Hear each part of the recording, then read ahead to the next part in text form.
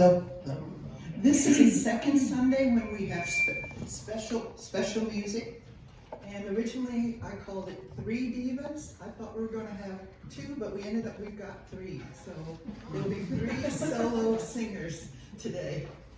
The first one will be Susan Hurley singing Fields of Gold by Sting. And this is an arrangement by Eva Cassidy, if any of you are familiar with it.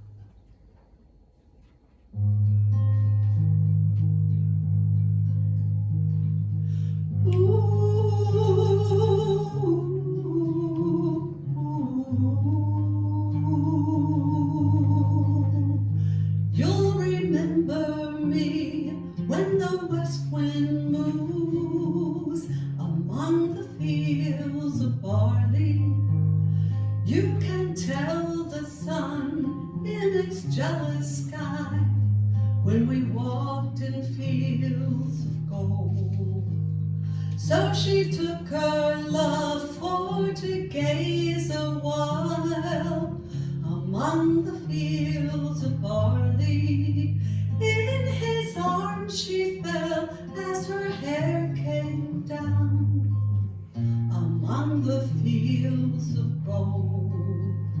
Will you stay with me? Will you be my love among the fields of barley? And you can tell the sun in his jealous sky as we walked in fields of gold. I never made promises lightly, and there have been some that I've broken. But I swear in the days still left, we will walk in fields of gold.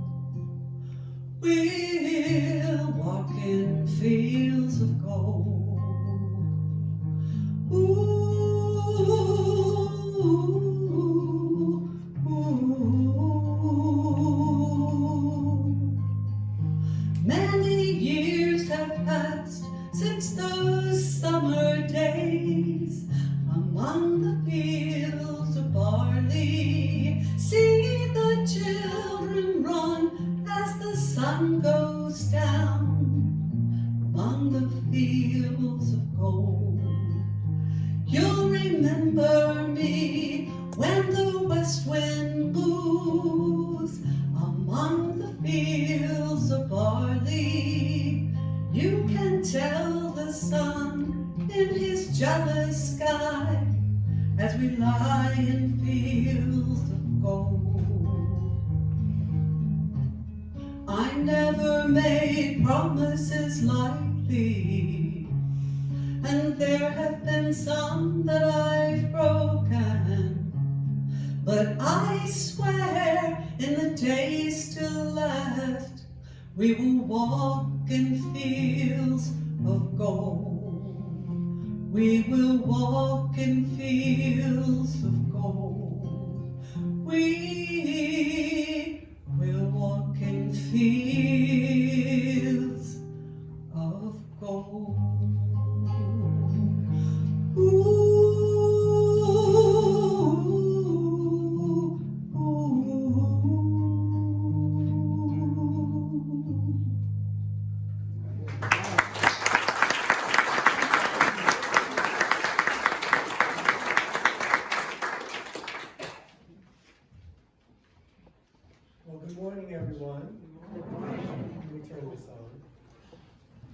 So we're going to celebrate, I think this is our first service celebrating Indigenous Peoples Day. It's awkward in some ways because even though it's still kind of Columbus Day, I think around half the states are celebrating Indigenous Peoples Day. It makes it awkward because there's still Native Americans on the continent, but be that as it may. I'd like to ask you to rise as you are willing and able, and to join in singing our opening hymn this morning, hymn number 21. Hymn number 21, For the Beauty of the Earth.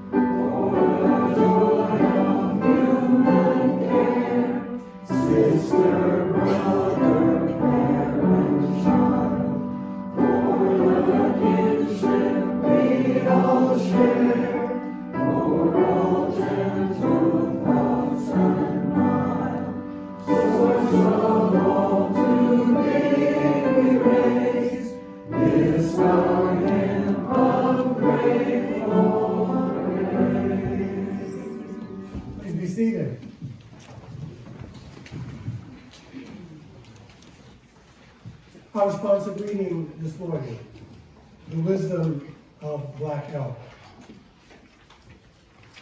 Reading number 614 in the back of the great hymnal. Please join with me as we read this response. Then I was standing on the highest mountain of them all.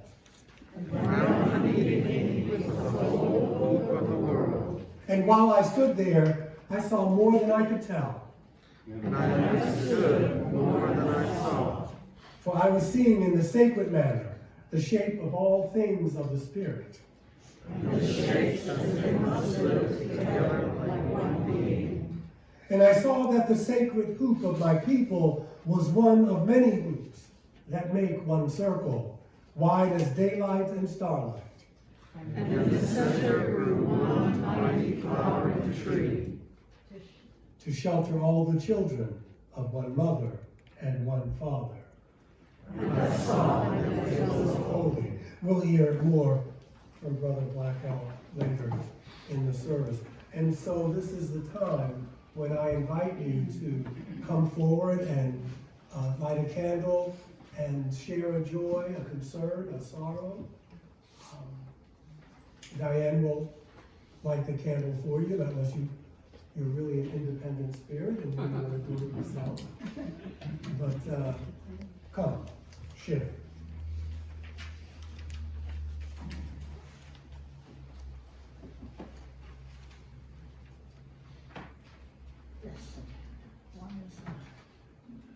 Good morning. Good Good morning. morning. My name is Ann Suman. I'm a long-term member of this church. And I just found out that I am going to be the great-grandmother of number 15.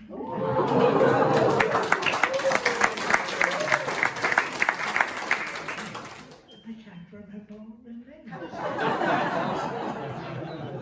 Also, I am so thankful that my son, whose birthday it is today, has found a nursing home in Los Angeles, which has 5 stars. He has been in nursing homes with 1 star. It is no good. Thank you.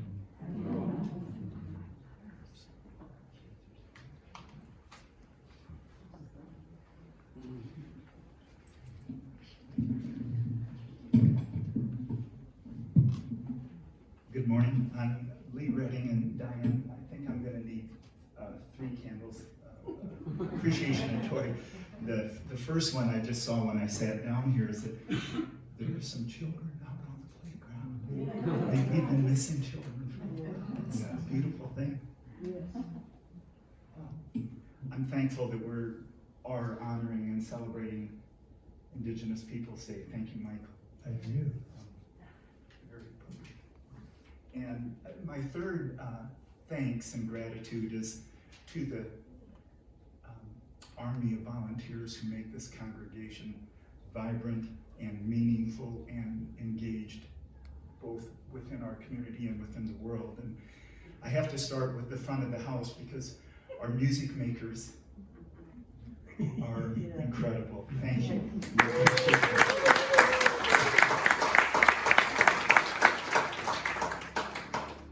Susan, thank you. Let's not forget the back of the house, our hardworking greeters. Our audio engineers. And I was a little nervous because I didn't see our video engineer, but we are recording the service so that folks who aren't here today with us can view this service, and that's Evan back there. Yeah. Thank you.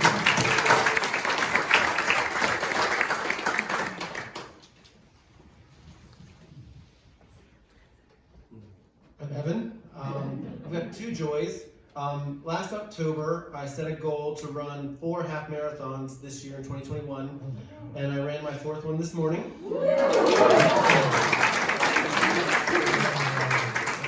Which is why, logistically, I was a few minutes late this morning, so just that run kind of ran into some things. But the more joyful joy is that I ran that half marathon with my wife, and we're celebrating our 13th anniversary on Monday, so 13 miles in 13 years.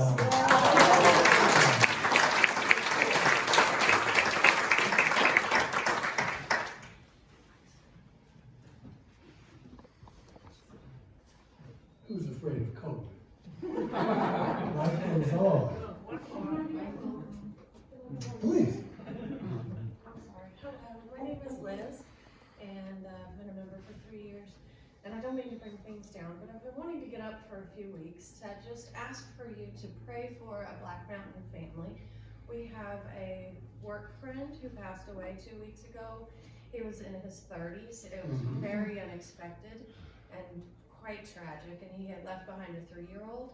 And they are members of the community that we all know a little bit here and there, but they're keeping to themselves quiet. Their memorial is in Florida next weekend, and so my husband has been, he's such a sweet man, the gentleman worked for him, and so he's been trying to raise some funds to help the family, and he's doing an amazing job just to help them get by, get some bills done, and then get down to Florida and actually enjoy their time maybe a little bit, because the little one just can't quite understand. So if you can keep them in your prayers, especially the mom. Can you give us a name?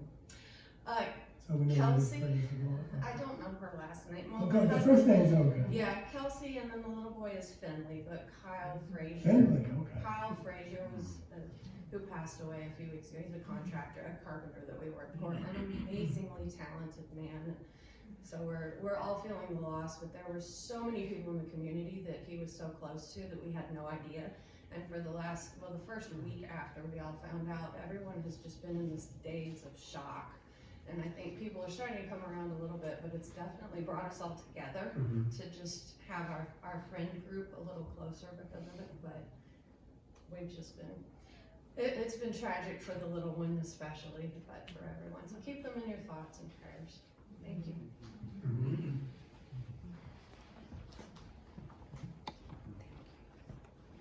Anyone else? Okay. Listen, I just want to say this, and to you too. Don't worry about it. No, you're not bringing us down. This is life. And we have the joys, we have the concerns, and we have the sorrows. So don't think that. Yeah, don't worry about that.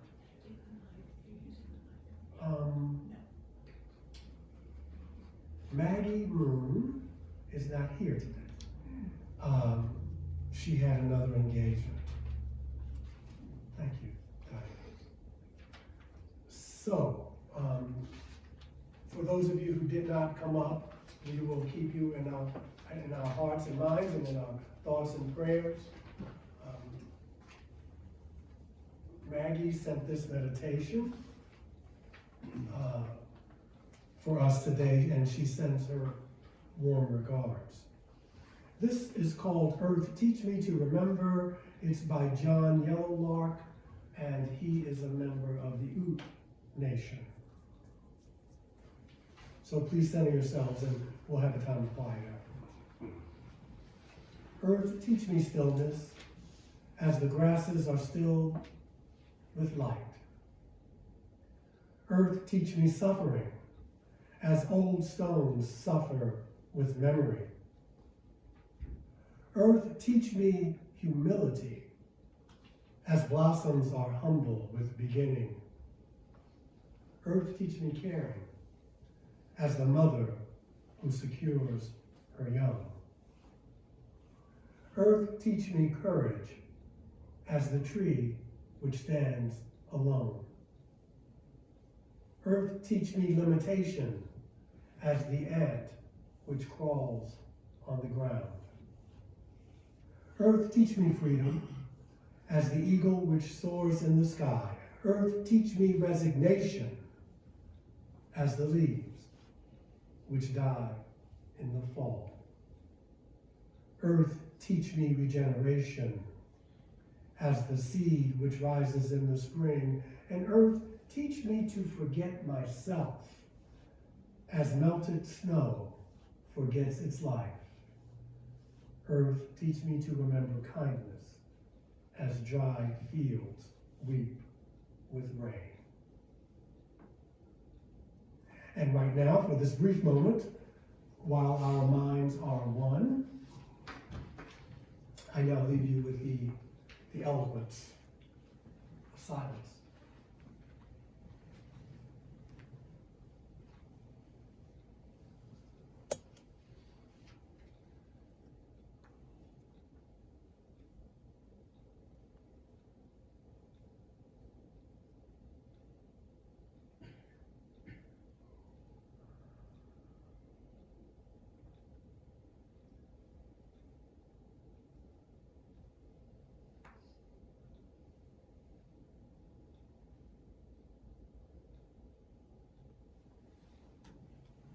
And so it is. We have a treat. We have a lot of treats today, a lot of musical treats today. We have Rochelle, who's going to sing a lovely song for us, and Deb will play the native drum, and you, of course, will be wowed and amazed and grateful. I don't want to blow you and the ancestors out of the room. This song that I'd like to do for you is a prayer that I've been singing a lot lately over the last 2 years about remaining centered, as life has been a bit crazy for all of us. So with my partner Deb giving us a little bit of drum, I invite you to take it in and pray with me.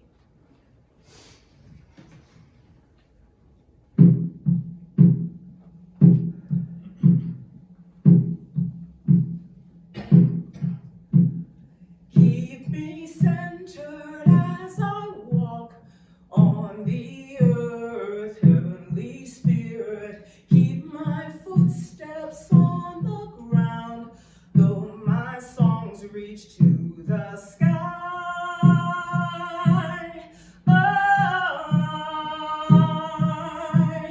For these things I pray, that my actions will speak loudly, and I breathe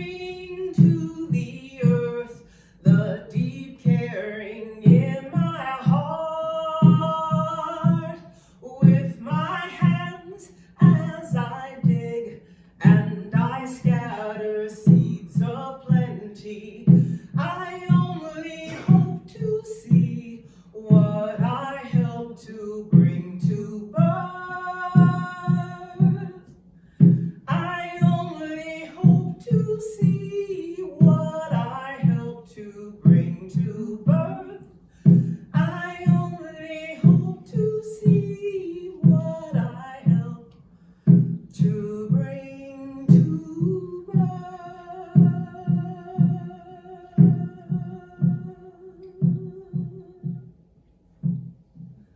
Bila maya tungka sila, bila maya wakantanka, ish atu.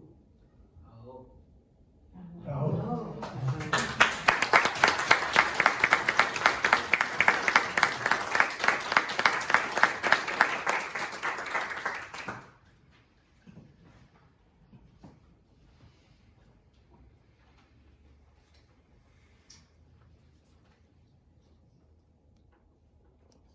I just forgot something. Anyway.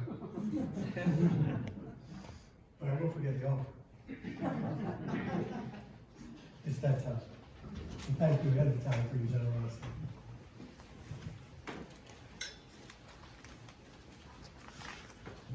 Sorry, Heidi, I knew I forgot. I was looking for the next song. Yes.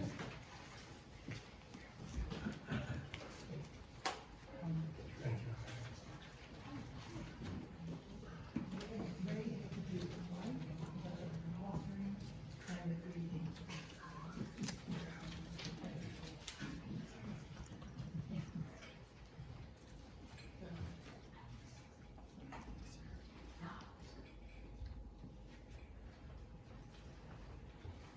Oh, so, Oh, wait, it's not on. oh, The sound person is carrying the offering. He was also the greeter. And Ray's doing the sermon, by the way. I'm tired.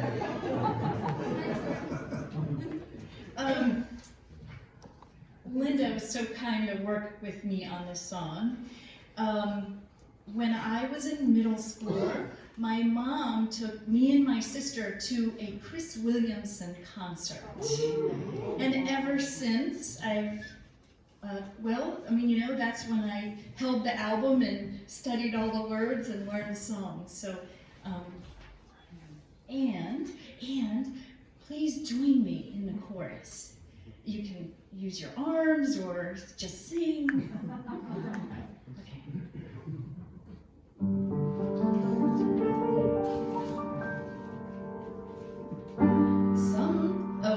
I know I'm going to be so nervous. Sometimes it takes a rainy day just to let you know everything's gonna be all right. All right.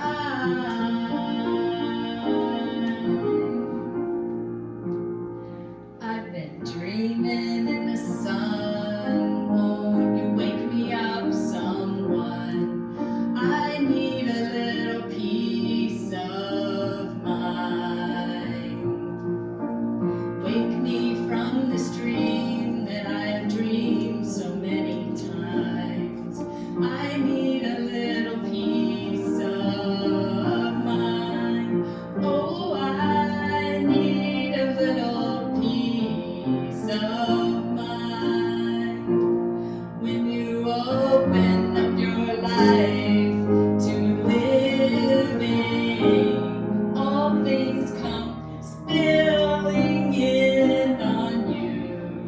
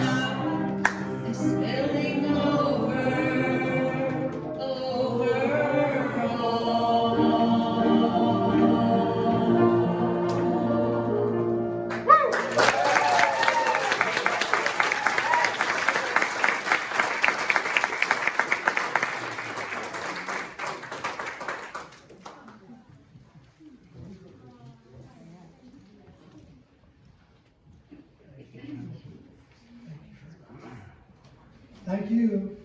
Welcome. Thank you. Are you gonna sing for us, Michael? No, Ray's gonna sing. Ray's gonna We're working Ray to death, but it's okay. So, I was gonna beat up on Columbus, but I'm not gonna do that because it's been hard for Christopher. And I think I did it a couple of years ago. We had talked about it was Indigenous Peoples Day, and I think I tore him a new one, as the old folks used to say. So we're not gonna do that because Christopher, whatever dimension he's in, is learning. But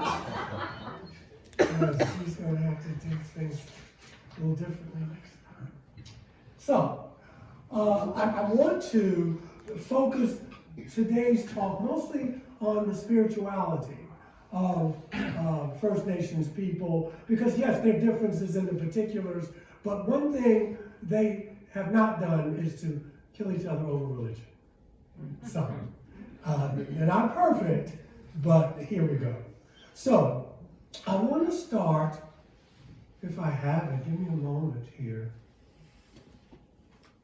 Yes. This is, I don't know what nation Brother Trudell is. If you know, please let me know. But I want to start with some provocative words from Native American poet John Trudell. And this is entitled, To God. We hope you don't mind, but we just want to talk to you. There's some things we need straightened out.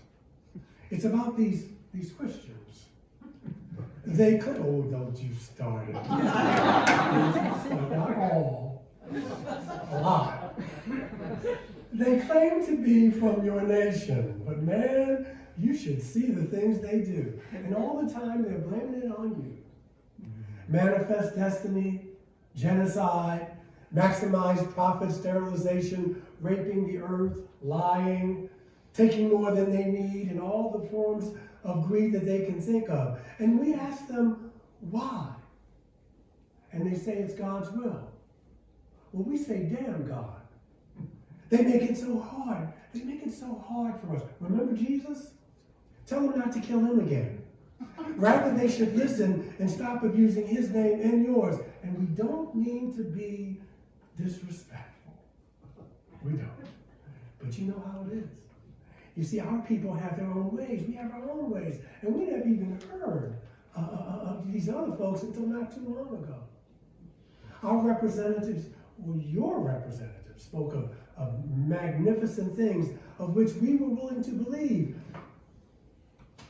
But from the way they acted, we know you and we were being deceived. We do not mean you or your Christian children any bad. But you all came to take everything we had. We have not seen you, but we have heard so much about you.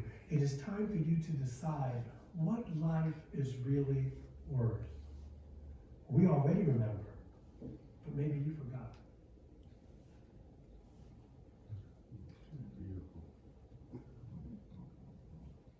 This being our first Indigenous Peoples Day celebration, I thought it would be appropriate to speak to the underlying themes of First Nation spirituality as we have come to understand it. And while each nation has its own myths and particularities of belief, there was and there's an underlying assumption, and this is crucial, among all of these nations about the duality of all being, where the spiritual and the natural world blend with each other. And so, for these brothers and sisters, the spirits of the ancestors were ever present in the elements of the medicine wheel. And the world was an extension of divine intention. Now, the medicine wheel teaches 4 aspects of human healing, and that is the physical, the mental, the emotional, and the spiritual. And so the medicine wheel is also known as the sacred hoop, and we just heard Brother Elk talk about this in the reading. And so it's used by many nations, again, for health and healing. It embodies the four directions, and it embodies Father Sky and Mother Earth. The circular shape represents the continuous patterns of life and death. Let me just go to Black Elk. He explains it much more eloquently.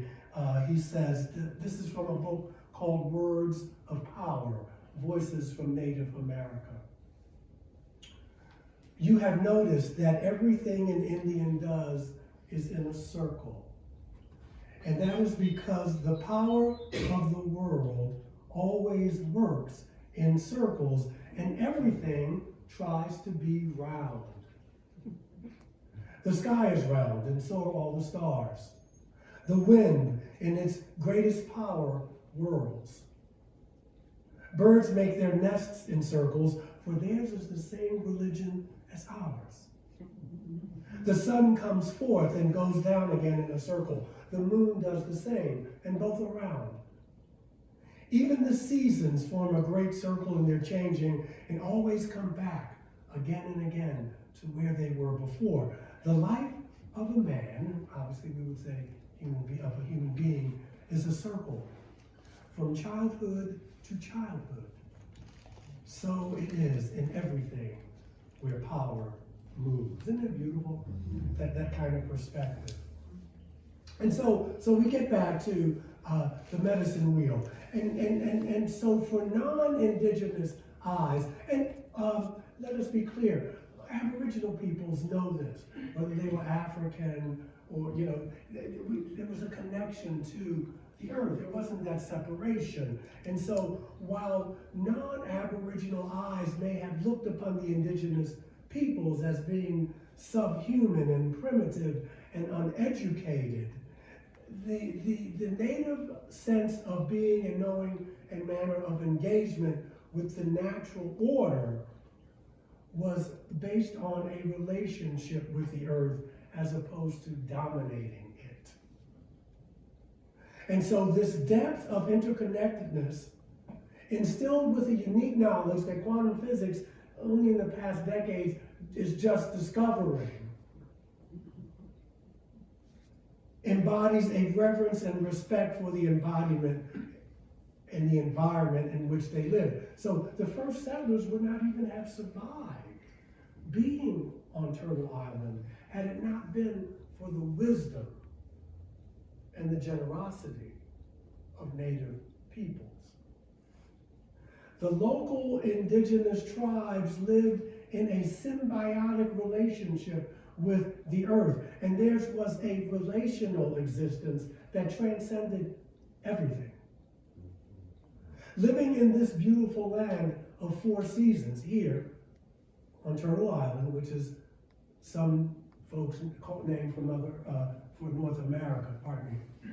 Living in their four seasons, and the metaphors did not elude them, but I suspect that we are more inclined to see these patterns as metaphors for our own lives, but they included the earth as going through that cycle as well. And so they would have identified their relationship in much more visceral terms. The indigenous people of this country experienced the entire created order as moving through its own birth and maturation and death cycles, just as we do our own. And like Klaatu says in They the Earth So Still, the reboot, that the earth does not need us. We need the earth. And so indigenous peoples saw themselves on the same journey, not separate from, but rather a part of the natural world that sustained them. And therein lies the rub, because to that end, they considered the notion that all created matter has a vital energy. Some would call it a soul. Now, for you atheists out there and you agnostics, I want you to hear this. Not trying to change you. But quantum physics is just getting what they were talking about. That all manner of creatures, all sentient and non-sentient beings, all animals and plants and vegetables and nuts and fruits share this vital energy. And this is what science is just getting to now. This is what we're just getting.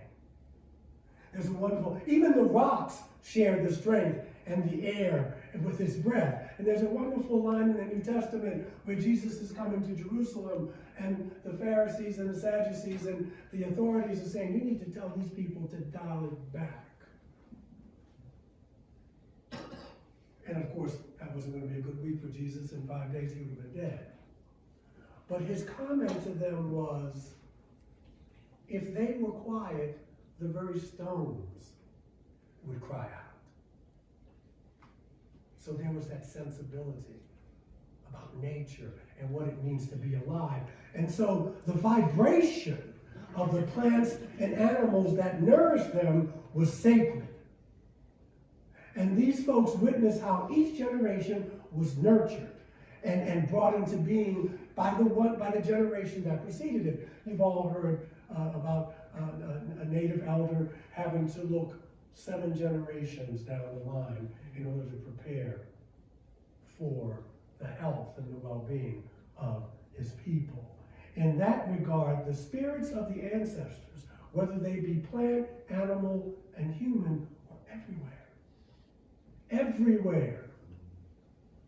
And the great divide between physical life and spiritual ascension to the Great Spirit, Wankatonkan, Unetsanavi, and Cherokee, that was permeable. Time was not linear, but rather multidimensional. So listen to that. Multidimensional. We're just hearing now about parallel lives, that you can live several modes of existence, that there are beings who can travel, not just in ships, which they call star people, but they could travel without a ship, because they could come in, they could ride the waves and interdimensionally, and even time travel.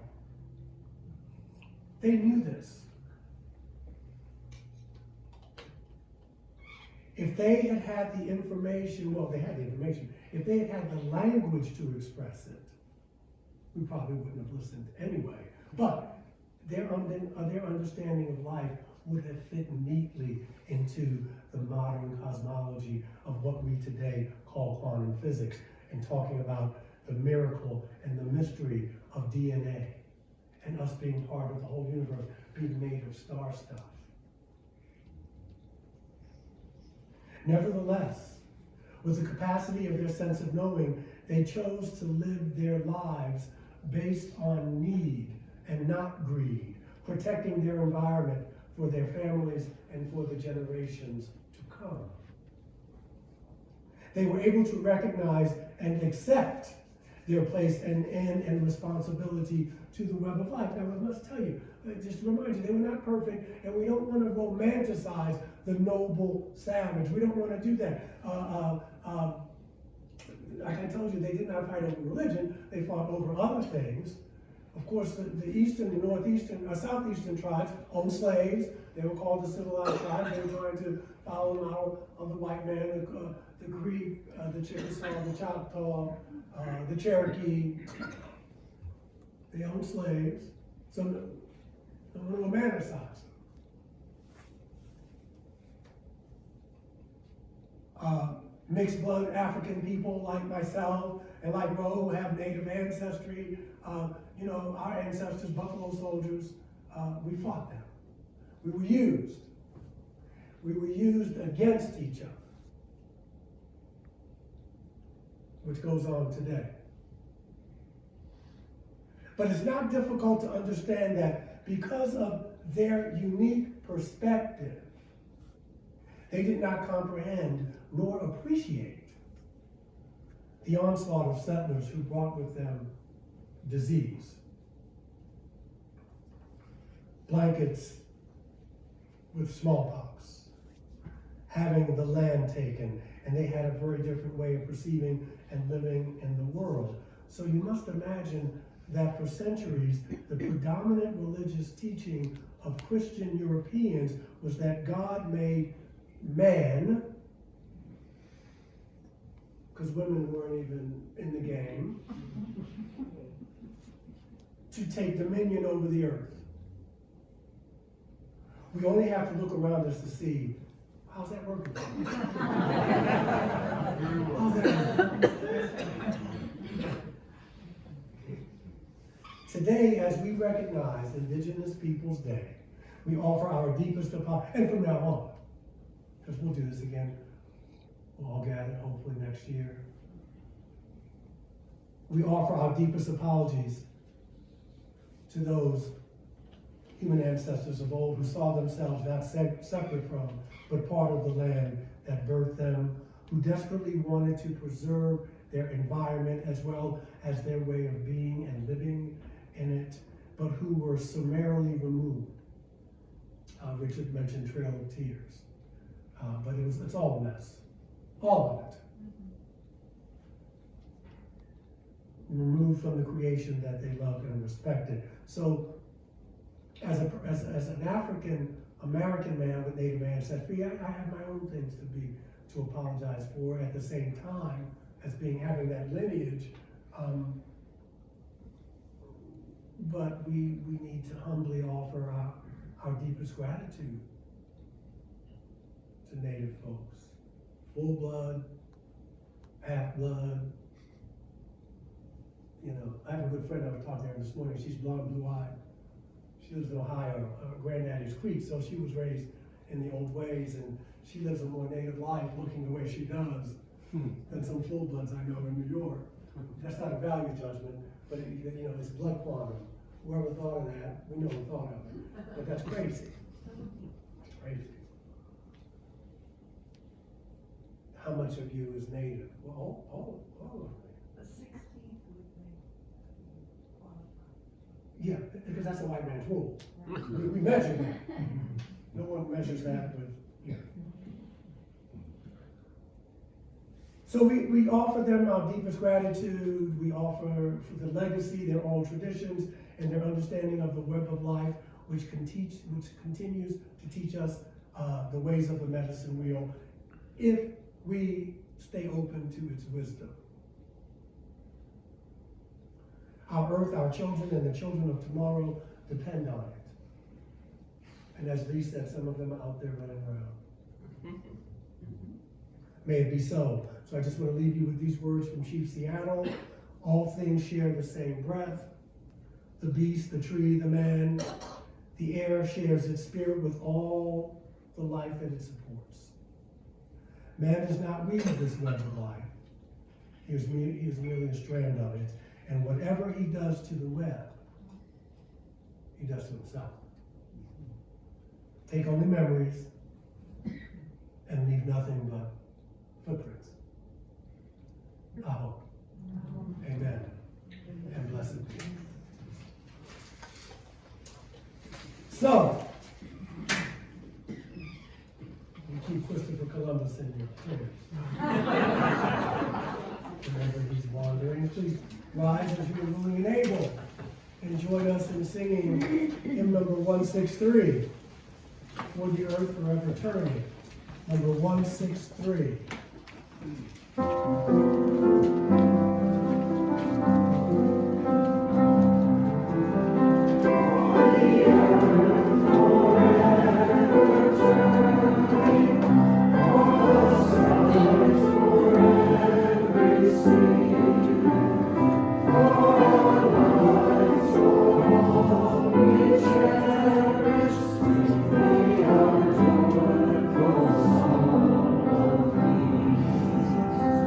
Oh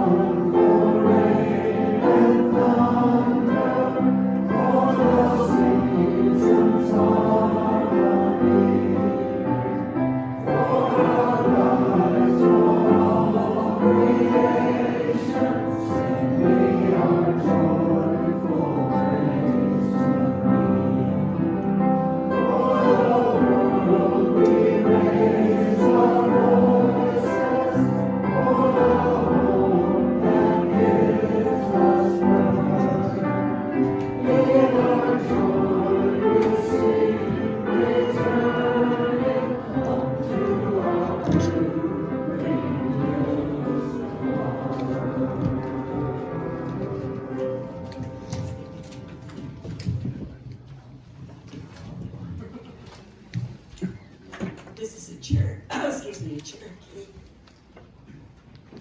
This is a Cherokee prayer blessing. May the warm winds of heaven blow softly upon your house. May the Great Spirit bless you and bless all who enter there. May your moccasins make happy tracks in many snows. And may the rainbow always touch your shoulder. Show some love to Julia, to our singers, to Maestro, to Evan, to Rochelle. Have a wonderful Sunday afternoon.